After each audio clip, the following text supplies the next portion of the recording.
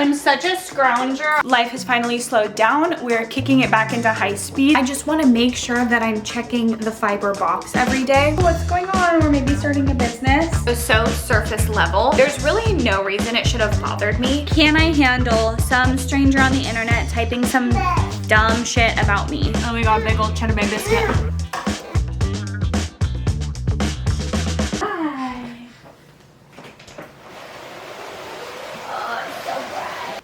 Did you sleep so good?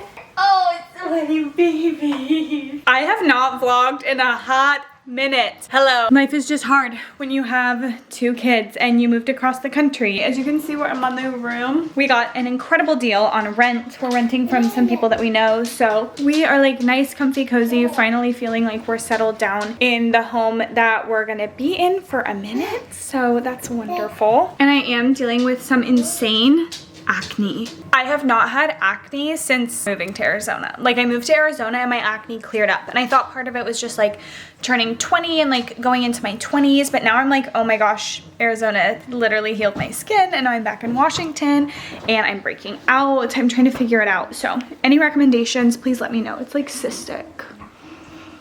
And my skin was so good. Like not even pregnancy ruined my skin. But Washington is ruining my skin. We're like very happy to be back, but now that it's winter time and like we're at the very final dredge of winter, I'm feeling it and I'm like ready for some sun. We need to make the bed and do a little cleaning up because we woke up crazy late today. We also haven't had to do like daylight savings and time changes for almost 9 years. So it's kind of hitting us hard.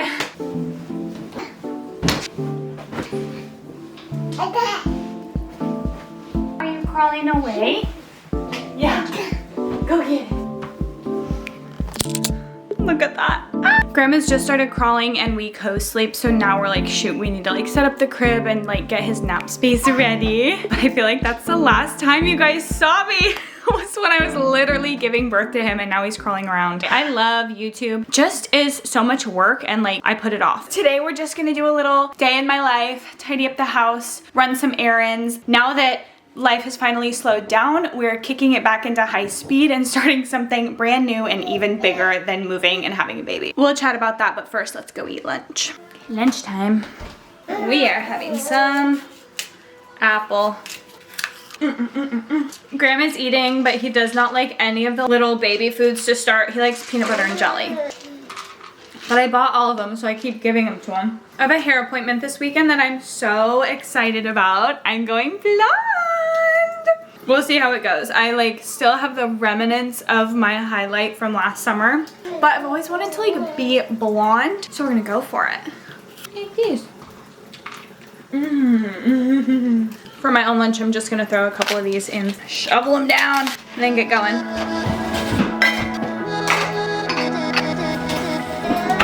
Come take this dino and put it in your room. Come grab it.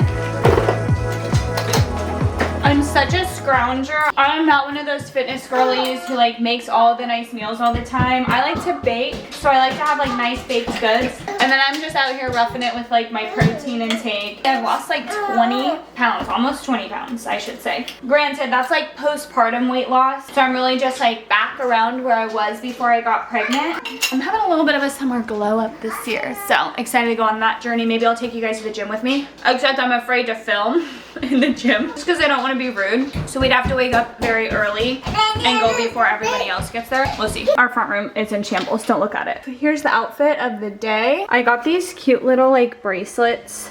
Super cute. I got this brand spanking new in my Nuuly. It's the Goldie style in the t-shirt and it's cotton. Came new with tags, so I think I'm gonna keep it. And then I just have some like simple jewelry. And then my favorite Madewell sunglasses, and like I got this bag from Target a while ago. And then these jeans, I feel like this is not a flattering look at them, but they're Rollas. I also got them in my Nuuly. I've rented them twice. They are my gold standard for jeans. This is like doing nothing for them, but they're so cute, so flattering. This outfit. There's Ozzy. As you can see, everything's kind of a mess. If you've moved, you know, it takes a while, especially if you don't have like a ton of money to just blow on like new furniture and new stuff. So it's a long process, but it is a process and that's just part of the fun. Are you ready to go?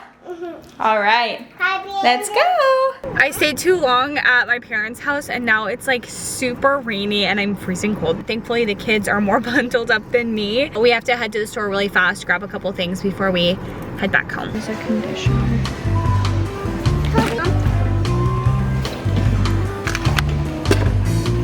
I feel like that's kind of a sleigh.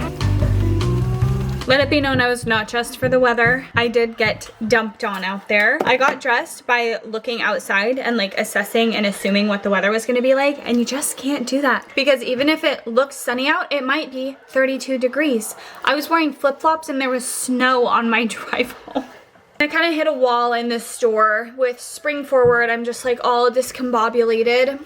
Okay, that was quite, it is now 8 p.m. and I'm gonna make some gluten-free fudge oat bars. Wow. I love sounding like I've got a diet going on or like something like healthy. I'm not gluten-free, but my sister is, and we're going to her house for coffee in the morning, so I figured I'd like make something. And my mom's gluten-free, so like I'm not, but like I want to be able to like provide treats and stuff for my family and not like exclude my mom and sister. So I got my first bag of gluten-free flour, and these fudge oat bars are like my go-to for like a quick easy treat that's like a little sweet in the morning, nice to have with coffee, but doesn't feel like a dessert necessarily. We're gonna grab all of our ingredients. My pantry is like a disaster. These are the gluten-free oats. I just got like store brand. I always get mini chocolate chips because when I make banana bread, I like a mini chocolate chip. And if I'm just using regular, like they're the same price. They're just so good. I also need sweetened condensed milk. This like makes the fudge part.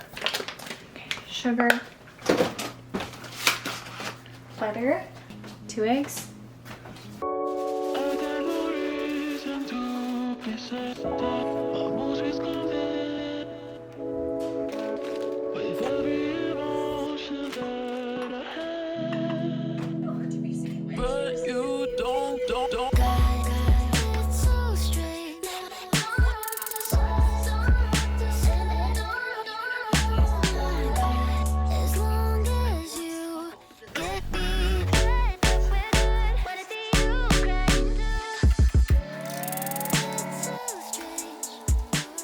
Here are the bars. I'm gonna stick them in the fridge and then I'll chop them up in the morning. I'm going to bed. I'll see you guys in the morning. We're headed to my sister's in just a few minutes. I just got out of the shower. We're hustling. We woke up late, so I did not make it to the gym.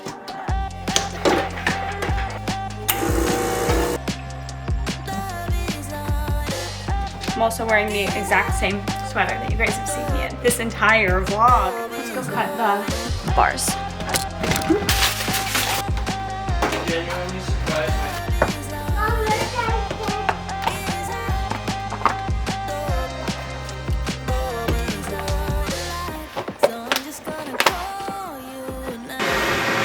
He does that all the time. Ow! And it just moves itself. You see? Where'd you get that? I was like, sure, I didn't know.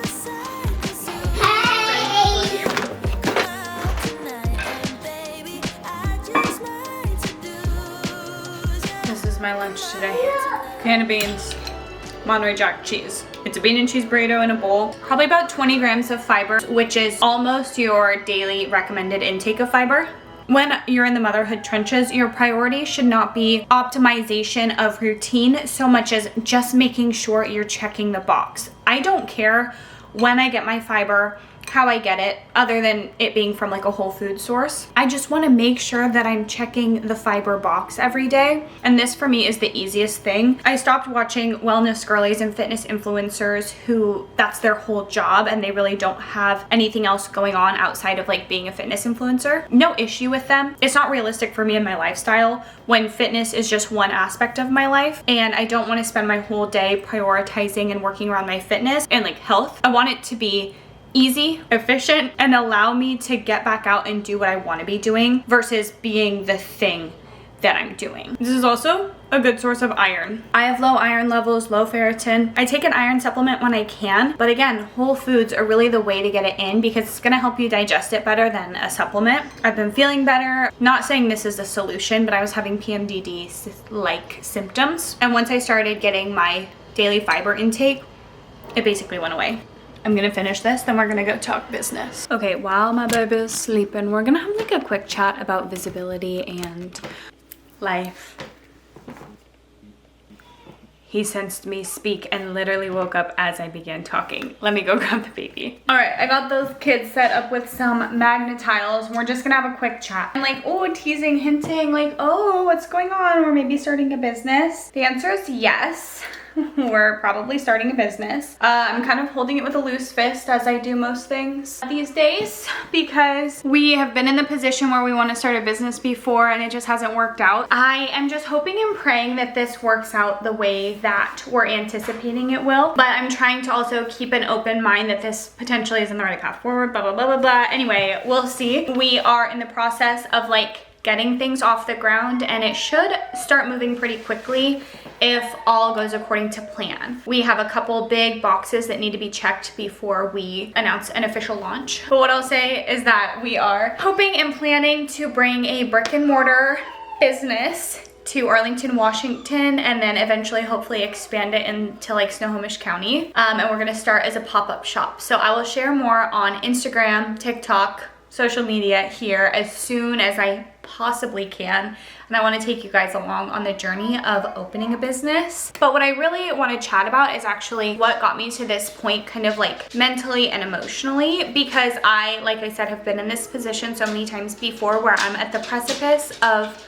beginning a business and then something falls through, and then as time goes on I realize that there are some really big things that need to be worked through for me before I can handle the emotional intensity of being a business owner. And one of the big things that I have really worked through in the last few years is being okay with being misunderstood, with my best intentions not being recognized, and just like people purposefully misunderstanding me to affirm their own narrative about a situation. This can look many different ways. Most of the time, these weren't even things that I was directly experiencing, but it was the fear of being in a position where I could experience that. This was most significantly highlighted for me a couple months ago when I stumbled across a snark page for an influencer and company that I really like. And I stumbled across a snark page that was kind of talking crap, but it was so surface level. There's really no reason it should have bothered me, but for some reason, I realized that I was incredibly activated and really struggling to witness somebody disagreeing with or not liking something that I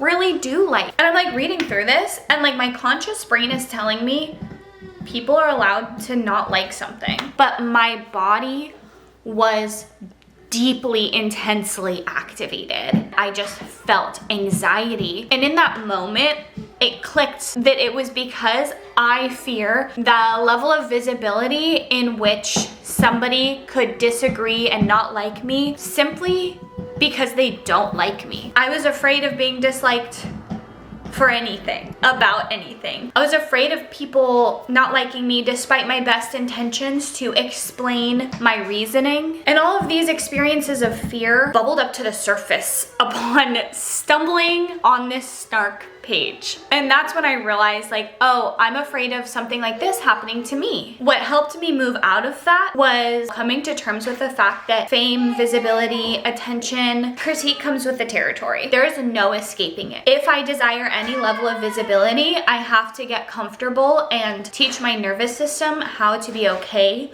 with critique or disagreement and tension between me and others. And beyond that, like, every step up in visibility comes with more and more and more critique and attention and disagreement, regardless of who you are or what you're doing. Like Anne Hathaway. I don't think Anne Hathaway has like any big drama, but like there was a phase where people just hated her. And I think that it's important to speak to this as a woman and to women and point it out with other women that in a patriarchal society, in a misogynistic society, women do bear a greater burden of responsibility in anything that they do, because while like I'm a white woman, but any minority essentially that's not a white man does end up inadvertently speaking for the group. Like a white man, if he does something horrid, Mark Zuckerberg exists and everybody's like, well, that's just that guy. But Taylor Swift, she does something wrong and everybody has something to say. We do hold those people to different standards. And I think that there's an expectation that when someone in a minority group does something, all of a sudden they're a representation of not just themselves and their own experience and their own pitfalls, they are a representation of everyone, and so they're held to a different standard by the people in those groups, because when someone in a minority group gets the opportunity to be on the same playing field as the white man, there's a little bit more pressure of like, make us proud. Everybody probably, and I think everybody who has somebody that they kind of idolize and pedestalize as like a representation of themselves, somebody that you see yourself in. When you are then the person that is a representative of the group, you have increased visibility on that world stage. I don't know why Taylor Swift was the first person to come to my brain, but for what it's worth, Reputation and 1989 are my favorite albums. Reputation's my like workout album. Big reputation, big reputation. You and me, we got big reputations. I love that song. I got a reputation, girl, that don't precede me. That's not the words.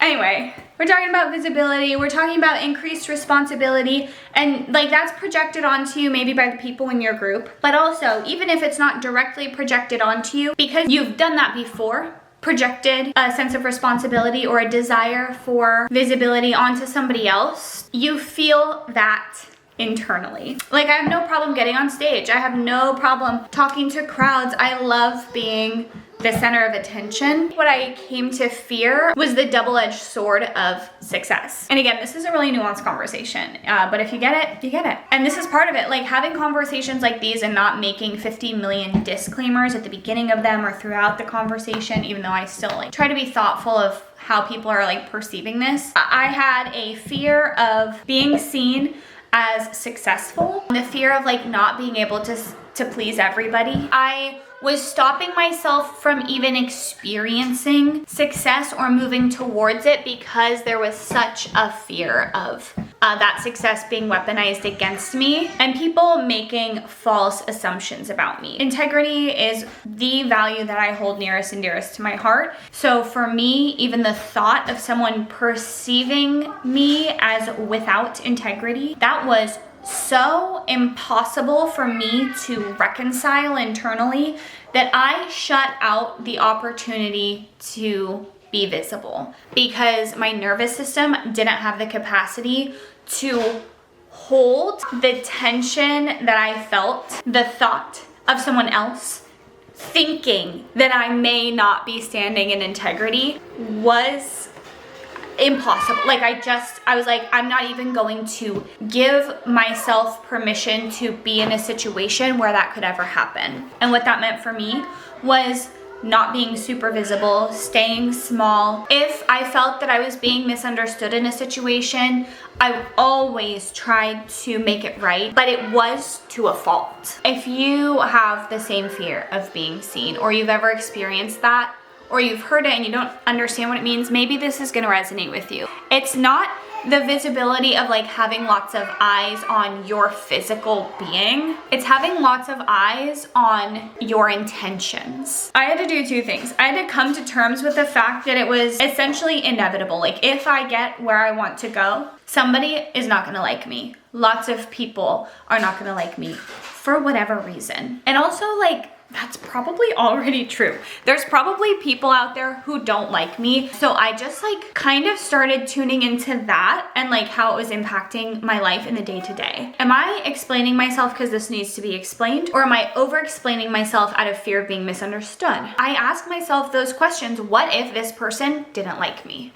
What would I do if I saw a snark page or post about myself? How would I respond? To exercise this muscle and familiarize my nervous system with the experience of being spoken about poorly for whatever reason, I actually ended up seeking out snark pages from some influencers that I follow, and I just read a few of the posts. Essentially, the snark pages allowed me to actually see the thing that I was afraid of. Exposure therapy, essentially. I was just doing exposure therapy. It took away the fear of the unknown aspect and that like, what if? I realized that like I could handle it. And I started reinforcing in my brain, if somebody said this about me, I would be okay. Can I handle some stranger on the internet typing some dumb shit about me? Yes.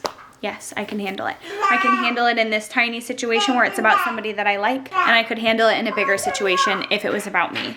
So that was one of the biggest things that I did to get over this fear of being seen. Let's finish up this day. So hard to break these conversations into like little tiny 1 to 5 minute bites for TikTok. So I think we're gonna kind of continue in this direction. I'll give you a peek behind the scenes of building out my business, and I'll share more as the time comes. Hopefully like in the next few weeks we'll have more info. In the meantime, you can catch me on Instagram and TikTok. We've probably reached like the 20-minute mark in the vlog or longer. I've reached the 20-minute mark in recording this. We'll finish the day and say goodbye. Finish the day and say goodbye.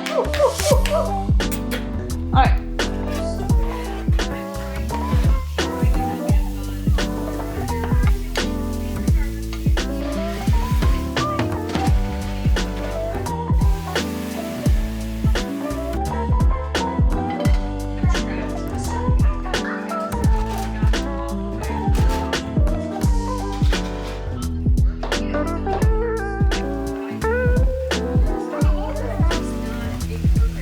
Some protein in there, and then a little bit of color. All right, quick taste because I need to feed my kids. So good. And we got a big old cheddar bay biscuit. The reason why capacity and expanded my capacity literally done. You're not left nose is helpful. Yeah. Taken from postmodernism. That's why even job searching for a lot of people and do it.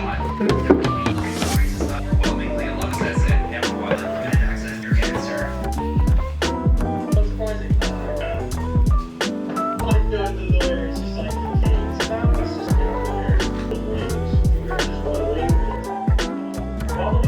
Got a little neon gym fit for the morning. Spring forward kicked my butt this week.